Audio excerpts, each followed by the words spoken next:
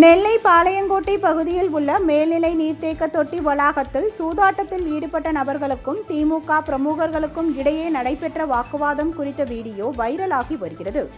சீட்டில் ஆடுவீங்களா? நீங்கள் எல்லாரும் சீட்டில் ஆடுவீங்களா?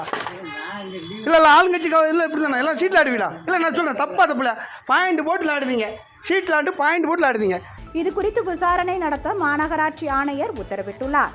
நெல்லை மாநகராட்சிக்கு சொந்தமான மேல்நிலை நீர்த்தேக்க தொட்டி சமாதானபுரம் சாலையில் உள்ளது. இந்த நீர்த்தேக்க தொட்டியிலிருந்து பாளையங்கோட்டை 1000 அம்மன் கோவில் தெருவிற்கு தண்ணீர் வருவது தடைப்பட்டுள்ளது. இது குறித்து அறிவதற்காக சென்ற திமுக பிரமுகர் மேல்நிலை நீர்த்தேக்க தொட்டி மோட்டார் ரூம் அருகே பம்ப் ஆபரேட்டர் மற்றும் மாநகராட்சி பணியாளர்கள் சீட்டு விளையாடு கொண்டிருக்கும் காட்சிகளை கண்டு அவர்களிடம் வாக்குவாதம் செய்துள்ளார். இது குறித்த வீடியோ சமூக வலைதளங்களில் வைரலானது.